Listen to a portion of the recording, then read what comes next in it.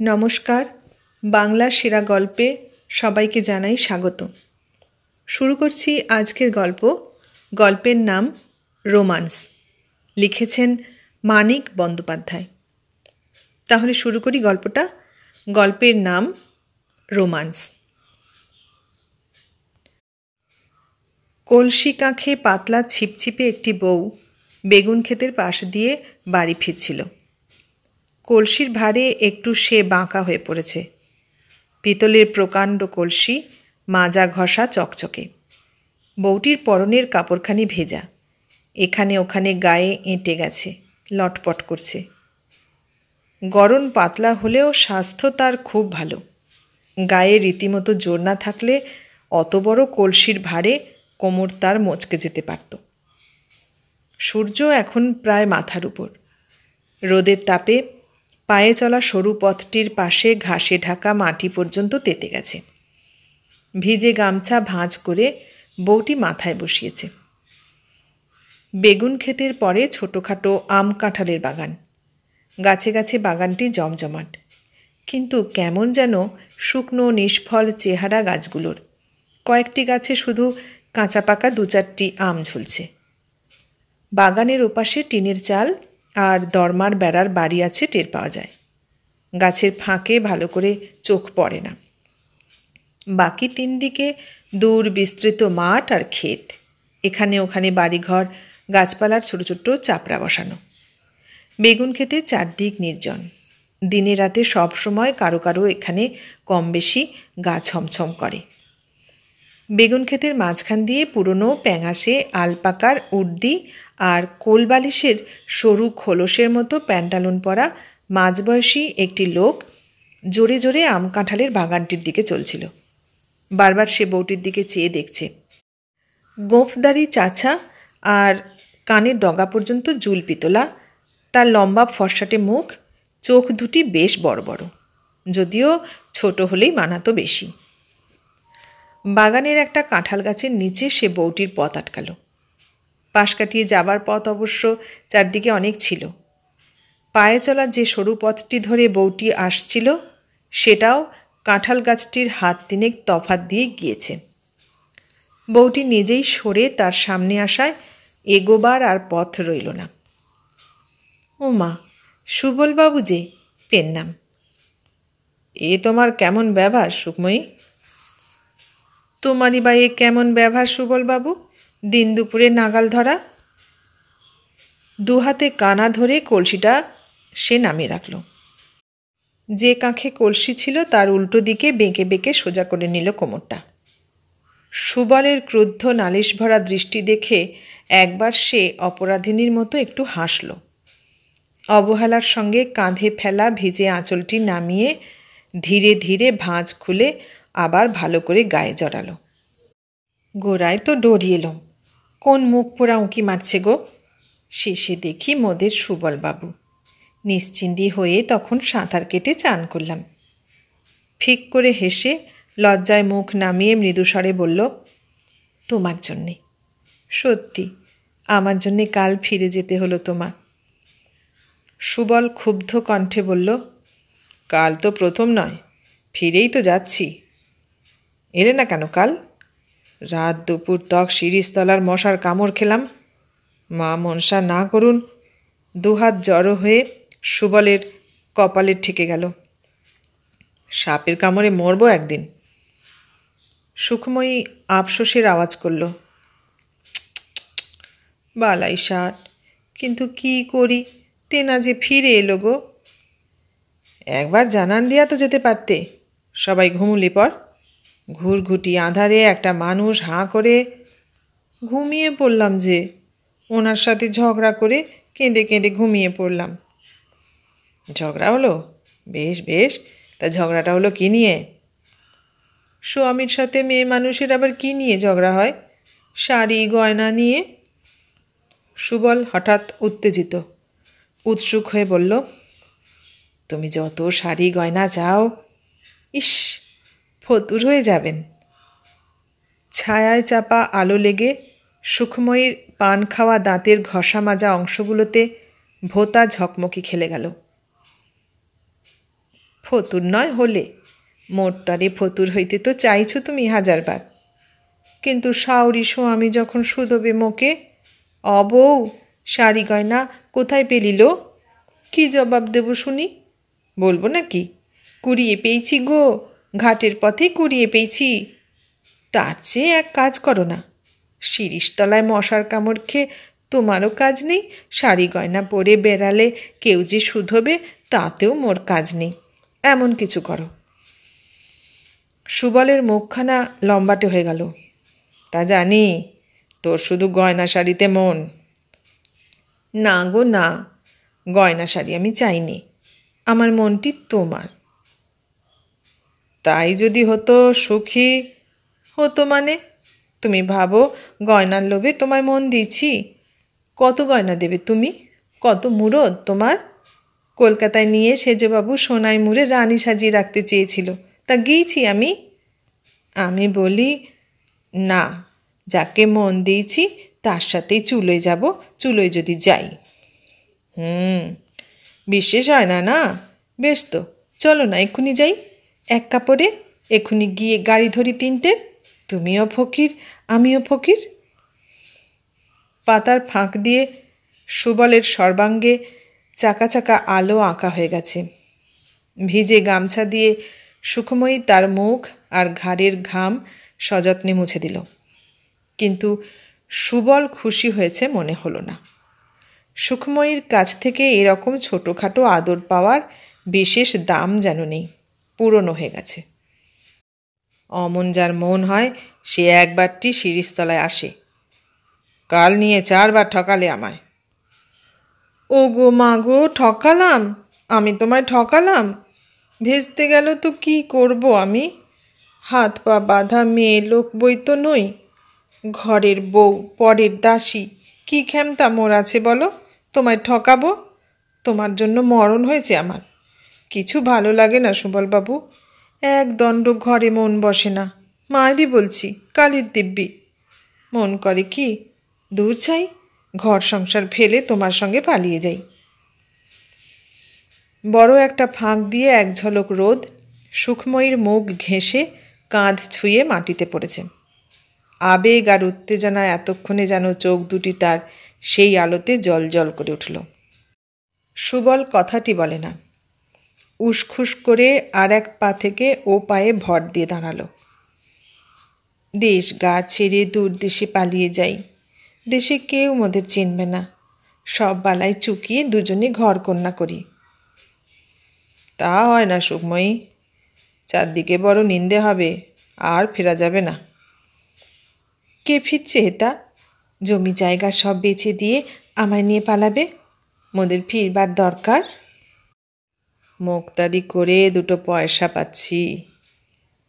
এখানে গাছের ছায়াতে গুমোটে গরম, সুবলের কপাল ঘেমে চোখে এসে পড়তে চায়। আঙুল দিয়ে সে কপালের ঘাম মুছে মুছে ঝেড়ে ফেলতে থাকে। সুখময়ীর ভিজে চেহারায় ঘাম টের পাওয়া যায় না। আগ্রহ উত্তেজনা ফুরিয়ে গিয়ে সে শান্ত হয়ে গেছে। ঝুঁকে কাপড় তুলে সে একবার হাঁটুর কাছে চুলকে নিল। সোজা হয়ে হাঁটু চুলকানো আঙুলেরই একটা ডগা কামড়ে ধরল। ঘাড় তার কাত হয়ে গেল ভাবনায়। কলসির কানা ধরে তুলতে গিয়ে সে আবার ঘুরে দাঁড়ালো। সুখময়ীর রাগ হয়েছে। কলসি ছেড়ে পাক দিয়ে সোজা হয়ে মাথা তুলে দাঁড়ানোর ভঙ্গিটা তার ফোঁস করে ফনা তুলে সাপের কামড়ে দিতে চাওয়ার মতো। কি মিষ্টি হাসি সুখময়ী হাসল। আর চোখে চেয়ে চেয়ে দ্বিধা সংকোচের ভঙ্গি করে হঠাৎ এগিয়ে গিয়ে বুক দিয়ে সে সুবলকে গাছের সঙ্গে চেপে ধরল, মুখ উঁচু করল। সুবলের মুখের কাছে কিন্তু পৌঁছল না। গাছে পিঠ দিয়ে সুবল তখন কাঠ হয়ে গেছে। মরছে তোমার মুখতারি বড় হলো? কত কষ্টে পসার করেছি, 2 পয়সা পাচ্ছি। সুখময়ী এতক্ষণে 2 হাতে তার গলা জড়িয়ে ধরেছে। সুবল নরম হয়ে আসছে। একটি হাত তার সুখময়ীর পিঠে আশ্রয় খুঁজে বেড়াচ্ছে। তুমি না ফতুর হতে পারো আমার জন্যে, ঘর বাড়ি জমি জায়গা বেচে ঢের টাকা পাবে, ব্যবসা করে রাজা হয়ে যাবে তুমি। রানীর মতো খাটে শুয়ে আমি হাই তুলব আর চাকরানি মাগিগুলোকে হুকুম করব। চানের ঘরে তুমি আমার চান দেখবে, সত্যি দেখাবো, দিব্যি গালছি। আচ্ছা, তাই যাব সুখময়ী, সব বেচে দিয়ে তোমায় নিয়ে বিদেশে যাব। কিন্তু সে তো 2-4 দিনে হবে না। মুখতারি জানো বটে তুমি সুবলবাবু। দাঁড়াও, আমি আসছি কলসি রেখে। কাঁখে কলসি তুলতে গিয়ে সুখময়ী আজ বোধহয় এই প্রথম টোলে পড়ে গেল। কলসির জল শুষে নিল মাটি, আর তার ভিজে কাপড় কুড়িয়ে নিল মাটির লাল ধুলো। অদেষ্টে কত আছে বলে মাটি থেকে উঠে দাঁড়িয়ে ভোঁতা গলায় সে বলল, দাঁড়াও বাবু, একটু সাবুন আনি, নইলে এ মেয়েটির রং উঠবার নয়, ফের নাইতে হবে। বাড়ির অঙ্গন শূন্য, ঘরের বাইরে কেউ নেই, বাইরে কেউ থাকেও না এ সময়। সুখময়ী রেঁধে বেড়ে খাইয়েছে সবাইকে, আর কোনো কাজ কারো নেই। রসুই ঘরের দাওয়ায় একতারা মাজা বাসন, ঘাটে গিয়ে বাসন মেজে এনে তবে তার কলসি নিয়ে নাইতে যাবার ছুটি হয়। কলসি ভরে জলটি আনা চাই। পুবের ঘরে নটবর হুঁকো টানছে, কথা বলছে পাড়ার কানাই ধরের সঙ্গে। শাশুড়ি শুয়েছে, নটবরের বউ মরা ভাই তার সঙ্গে পরামর্শ করছে আগামী বিয়ের। জ্যৈষ্ঠ মাসের 7ই আসতে মাসেক সময় নেই। বাড়ির কুকুরটা উঠে এসে লেজ নেড়ে অভ্যর্থনা জানাতেই সুখময়ী তাকে একটা লাথি কষিয়ে দিল, আর সেই অবোধ প্রাণীর কেউ কেউ আর্তনাদ শেষ হবার আগেই রসুই ঘরের দাওয়ায় বাসনের গাদায় আছড়িয়ে পড়ে শুরু করল নিজের আর্তনাদ, একটু চাপা, একটু অস্বাভাবিক সুরে। ভয়ে তার গা কাঁপছিল। সবাই ছুটে এলো, একসঙ্গে শুধোতে লাগলো, কি হয়েছে? বউকে জড়িয়ে ধরে নটবরের মা জুড়ে দিল কান্না। কুকুরটা তখনও কেউ কেউ করে মরছে। সুখময়ীর বুকের মধ্যে ঢিপ ঢিপ করছিল। কি থেকে কি হবে তা ভগবান জানেন। এই তার শেষ লড়াই। সুখময়ী কেঁপে কেঁপে কেঁদে বলল, বড় ভয় পেয়েছি মা, বুকটা ধরাস ধরাস করছে। কত বলি একলাটি ঘাটে যেতে ডর লাগে, কেউ তো যাবে না সাথে, নইলে কি ওই মুখ পোড়া সুবল মোক্তার। শুনে সবাই একসাথে চুপ মেরে গেল। ইতিমধ্যে পাশের দুবাড়ির মেয়ে পুরুষ ছুটে এসেছিল। তারাও হঠাৎ চুপ হয়ে গেল জন্ম বোবার মতো। নীরবে মুখ চাওয়াচাই ছাড়া কি আর করার আছে এমন একটা অসম্পূর্ণ খবর শুনে। নটবরের মার কান্না থেমে গিয়েছিল। প্রথমে অধীর হয়ে শুধল, কি করেছে সুবল মোক্তার? অবৌ, বল না, কি করেছে সুবল মোক্তার? বাগানে এক লাঠি পেয়ে হাত চেপে ধরেছিল গো, কলসি ফেলে পাইলেইছি, ছুটতে ছুটতে আছাড় যা খেয়েছি কবার, হা দেখো। হাতের তালু আর কাপড়ে রক্তমাটি ও রক্তের দাগ সে দেখিয়ে দিল। কয়েকজনের চাপা নিঃশ্বাস পড়ল একটু নিরাশার সঙ্গে। কত বড় সম্ভাবনার এই পরিণতি! শুধু হাত ধরেছিল? দুপুরবেলা জনহীন বাগানে মেয়ে মানুষকে নাগালে পেয়ে শুধু হাত ধরেছে সুবল মোক্তার? মামলা মোকদ্দমা হবে না, ব্যাপারটা চাপা পড়ে যাবে আজকালের মধ্যে। এ কি একটা ঘটনা! তবু সবাই ছিছি করে আর সুবল মোক্তারকে গাল দেয়। বাগানে গিয়ে তাকে শাসন করে আসার কথাটা কেউ ভাবেও না, বলেও না। শেষে সুখময়ীকে আঁচ দেখিয়ে বলতে হয়, ঠাকুরপো, দাঁড়িয়ে শুধু জটলা করবে তোমরা, যাও না, দুগা দিয়ে এসো না বজ্জাতটাকে। নটবরের মা বলে, চুপ কর মাগি, চুপ কর। কেন চুপ করব? আমার হাত ধরবে, তোমরা তা চুপ করে শুয়ে যাবে? নটবর বলল, ও শালা কি আর আছে, পালিয়ে গেছে? থাকতে তো পারে, কলসি আনতে ফিরে যাব ভেবে থাকতে তো পারে ঘুপচি মেরে, যাও না একবার দেখে এসো। তখন নটবর, শশধর, নিতাই আর পাড়ার একজন সুবলকে খুঁজতে যায়। নটবরের মা চেঁচিয়ে বলে দেয়, কলসিটা আনিস, কেউ শুনছিস? কলসিটা আনিস। সুখময়ীকে ঘিরে মেয়েদের জটলা চলতে থাকে। চারদিকে তারা রটাবে, তবু তারাই বলে যে এমন হইচই করা উচিত হয়নি সুখময়ীর। জানাজানি হওয়া কি ভালো? চুপি চুপি শাশুড়ি বা স্বামীকে বললেই পারত সে। পুকুর ঘাটে যাওয়ার সময় একজন কেউ সঙ্গে যেত। সুখময়ী শুনে যায়, কথা বলে না। নটবরের মার চাপা আফসোস আর গালাগালির জবাবে শুধু ফোঁস করে ওঠে। সুবলকে পাওয়া গেল কাঁঠাল বাগানি, কিন্তু ধরে মারবার সাহস হলো না একজনেরও। নিতাই নেহাত বদরাগী মানুষ। সে শুধু জিজ্ঞেস করল, বৌঝির হাত ধরে টানা কেন মোক্তারবাবু? সুবল রেগে বলল, তোর তো বড় বার বেড়েছে নিতাই, যা মুখে আসে তাই বলিস। শশধর মৃদুভাবে সাবধান করে দিল, আর যেন এসব না ঘটে মোক্তারবাবু। সুবল আর কথা না বলে হনহন করে এগিয়ে গেল। মুখখানা তার একটু ফ্যাকাশে হয়ে গিয়েছে। সুখময়ী ফুরিয়ে গেল, চিরতরে সরে গেল তার জীবন থেকে। একটু কলঙ্ক তার রটবে, কিন্তু তীব্র অস্বীকারের জোরে সে তা উড়িয়ে দিতে পারবে। কিন্তু আবার যদি এমন কিছু ঘটে, দুর্নাম তার জোর পাবে। বড় একটা মামলা ছিল সুবলের এ সময়। মনটা একেবারে খিঁচড়ে গেল। না, মনটা একটু শক্ত করতে হবে তার। সবে প্র্যাকটিস জমছে। বাকি দিনটুকুতে ছোট মহকুমা শহরের চারদিকে যে তাদের নামে ঢিঢি পড়ে গেছে, সেটা সুখময়ী টের পেল সন্ধ্যার পর নটবরের হাতে বাখারি খেয়ে।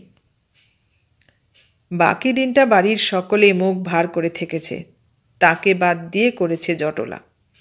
বিকেলে আড্ডা দিতে বেরিয়ে সন্ধ্যার পর মুখ অন্ধকার করে নটবর বাড়ি ফিরে এলো। গরজাতে গরজাতে মা আর ভাইকে জানিয়ে দিল শহর শুদ্ধ লোক কী বলাবলি করছে, এবং খবরটা ভালো করে শুনবার আগ্রহে সুখময়ী কাছে এসে দাঁড়াতে সরু একটা বাখারি তুলে তার পিঠে কয়েক ঘা বসিয়ে দিল। সরু বাখারির বেতের মতো ধার। পিঠ কেটে রক্ত বেরিয়ে গেল সুখময়ীর। কিন্তু সে তীব্র ব্যথা তার কাছে অতিরিক্ত ঝাল খাওয়া সুখের মতো লাগল। কলঙ্ক তবে রটেছে। তবে আর এখন কি বাধা রইল সুবলের তাকে নিয়ে পালিয়ে যাবার? এ বদনাম সয়ে সে তো টিকতে পারবে না এখানে। যেতে হলে তাকে সঙ্গে নিয়ে যাবে না কেন? নটবরের মা বলল, থাক থাক, মারধর করে কাজ নেই। ও বউকে তো আর ঘরে রাখা যাবে না। কাল সকালে খেদিয়ে দিস। মামার বাড়ি যাক, নয়তো চুলোয় যাক। শুনে একটু ভাবনা হলো সুখময়ীর। সত্যি তাকে তাড়িয়ে দেবে নাকি? গালাগালির জন্য সে না হয় তৈরি হয়েই ছিল, তার উপর নয় কিছু মারধর হয়েছে, কিন্তু খেদিয়ে দিলে তো মুশকিল। সুবলের যদি বেশি রকম রাগ হয়ে থাকে, তাকে যদি সঙ্গে নিয়ে যেতে না চায়, পুরুষের মন তো বিগড়ে যেতে কতক্ষণ। তবে তো তার একুল ওকুল দুকুল যাবে, মাথা গুঁজবার ঠাঁই থাকবে না জগতে। মামা কি ঠাঁই দেবে তাকে? মামারও তো শুনতে বাকি থাকবে না এ কেলেঙ্কারির কথা। ভাবে আর সুবলের প্রেমে বিশ্বাস হারিয়ে সে পিঠের জ্বালায় কাতরায়। চুলোর ধোঁয়ায় তার চোখ জ্বলে, আর ভাতের হাঁড়ির বাষ্পে জগৎ ঝাপসা হয়ে যায়। আগুনের আঁচে মাঝে মাঝে শরীরটা শিউরে ওঠে, জ্বর আসবার মতো উদ্ভট শিহরণ। জল ছুঁতে গিয়ে গা ছমছম করে। জ্বর কি একটু এসেছে তাহলে তার? সকলকে ভাত দিয়ে হেঁসেল তুলে খাওয়ার অনিচ্ছা নিয়ে খিদের জ্বালায় কিছু খায়। রসুই ঘর বন্ধ করে কুপি হাতে উঠোন পেরিয়ে ঘরের দাওয়ায় কুপিটা নিভিয়ে রেখে ঘরে ঢোকে। চৌকিতে বসে নটবর তামাক টানছে। কাল তাকে খেদিয়ে দেবে নটবর। এতকাল সোহাগ করে কাল তাকে দূর করে দেবে। সুবলের সঙ্গেই পালিয়ে গিয়ে বা তার তবে কী লাভ হবে? বউকে যদি মানুষ খেদিয়ে দিতে পারে, দুদিন পরে সুবল কেন তাকে ফেলে পালাবে না? নটবরকে একটু নরম করার চেষ্টার কথা মনে আসে, কিন্তু সুখময়ী উৎসাহ পায় না। রাগ কমিয়ে কতবার সে নটবরের সোহাগ আদায় করেছে। কৌশল তার অজানা নয়, কোনোদিন ব্যর্থও হয়নি। আজ সে মনে জোর পায় না। বাখারির মার খেয়েছে বলে নয়, মার খেলেও মান বাঁচিয়ে সোহাগ যাচা যায়। নিজের উপরেই আজ তার বিশ্বাস নেই। নিজেকে কেমন রূপহীনা, কুৎসিত মনে হচ্ছে। তার যেন কাঠির মতো সরু আর কাঠের মতো শক্ত দেহ। কি দিয়ে সে নটবরকে নরম করবে? তার চেয়ে শুয়ে পড়া ভালো। মাথা ঘুরছে, পিঠ জ্বলছে, শরীর ভেঙে পড়ছে। চুপ করে শুয়ে চোখ বুজে রাতটা কাটানো যাক। সুবল, নটবর সকলের ভরসাই যখন তার ফুরিয়ে গেছে, কি আর হবে আকাশ পাতাল ভেবে? চৌকিতে উঠতে তার ভরসা হলো না। মেঝেতে মাদুর বিছাতে গেল। তখন কথা কইল নটবর, দৌড় দে, হুঁকোটা রাখ। সুখময়ী দুয়ার বন্ধ করে হুঁকোটা রেখে মাদুরে শুয়ে পড়ল। পিঠে ব্যথা ছিল, মনে খেয়াল ছিল না। অভ্যাস মতো চিত হয়ে শুয়েই মৃদু আর্তনাদ করে সে পাশ ফিরল। চৌকিতে বসে প্রদীপের আলোতে নটবর তাকে খানিক দেখল। পা গুটিয়ে কি অদ্ভুত ভঙ্গিতে বউটা তার শুয়েছে। পিঠ ব্যথা হয়েছে নাকি বউ? গোসা হয়েছে? আর মারব না তোকে। কোন শালা আর তোর গায়ে হাত তোলে? আমায় কাল তাড়িয়ে দেবে? দূর পাগলি, ও কথার কথা বলছিলাম। তোকে ছেড়ে কি থাকতে পারি? সুখময়ী নিজেই স্বামীকে বুকে টেনে নিয়ে দাঁতে দাঁত লাগিয়ে চোখ বুজল। মাদুরের ঘষায় পিঠে যেন তার করাত চলতে লাগলো অনেকগুলো। একবার অজ্ঞান হয়ে গিয়ে আবার চেতনা ফিরে এলো। তবু সে শব্দ করল না। আর্তনাদগুলো বুকে চেপে, গোঙানিগুলো গলায় আটকে রেখে দিল। নটবর ছেড়ে দেওয়া মাত্র সে পাশ ফিরল। আলো নিভিয়ে চৌকির বিছানায় শোবার সময় কর্তব্যবোধে নটবর বলল, গা যেন তোর গরম দেখলাম, জ্বর হয়েছে নাকি? একটু হয়েছে। মেঝেতে কেন তবে? চৌকিতে আয়। যাই। কিন্তু শেষ পর্যন্ত চৌকিতে সে গেল না। আলো নেবার আগে সে দেখেছে পিঠের রক্তে মাদুর লাল হয়ে গেছে। নটবর ঘুমিয়ে পড়ল অল্পক্ষণের মধ্যেই। ঘুম গাঢ় হয়ে এলে তার নাক ডাকতে আরম্ভ করল। তখন চুপি চুপি দরজা খুলে সুখময়ী বাইরে বেরিয়ে গেল। রাত বেশি হয়নি, শশধর জেগে আছে। পাড়ার লোকও হয়তো জেগে আছে অনেকে। থাক জেগে। কতক্ষণ লাগবে তার সুবলকে দুটি কথা শুধিয়ে আসতে? বাগান হয়ে বেগুন ক্ষেত পার হলেই সুবলের বাড়ি। ডুবুডুবু চাঁদের জোছনা এখনও একটু আছে। বাগানের গাঢ় অন্ধকার কোনো রকমে পার হলে পথের চিহ্ন নজরে পড়ে। সুখময়ী তরতর করে বেগুন ক্ষেতের বেড়া ঘেঁষে এগিয়ে গেল। তাড়াতাড়ি ফেরা চাই। নটবরের ঘুম ভেঙে গেলে যাতে সহজ, স্বাভাবিক, বিশ্বাসযোগ্য কৈফিয়তটা দেওয়া যায়। সুবলের বাড়ির ঘরে ঘরে আলো নেভেছে। তার ঘরের পাশে গাঁদা ফুলের বাগান। একটু তার ফুলের বাগান করার শখ আছে। বাড়ির সামনের বাগানটি তার দেখবার মতো। এখান থেকে নানা ফুলের মেশানো গন্ধ নাকে আসে। প্রথম ডাকেই সাড়া দিয়ে সুবল বেরিয়ে এলো। চুপ, আস্তে। আবার কেন?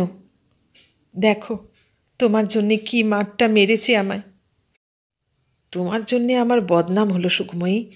কত ভালো বলতো লোকে আমায়, কত সম্মান করত। তোমার জন্যে সব গেল। চলো আমরা পালিয়ে যাই 2-4 দিনের মধ্যে। সব বেচে দাও। তোমার খালি বাজে কথা। সব বেচে মোক্তারি ফেলে কোথায় যাব? এত কেলেঙ্কারি হলো, চারদিকে ঢিঢি পড়ে গেল, তবু থাকবে? কি করে থাকবে?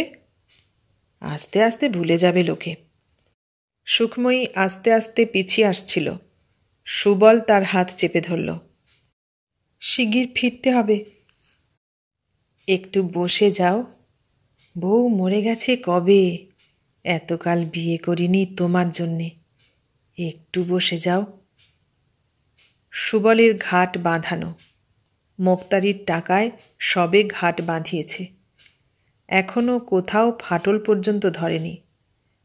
ঘাটের ধোয়া মোছা পরিষ্কার সিমেন্টও সুখময়ীর পিঠের রক্তে লাল হয়ে গেল।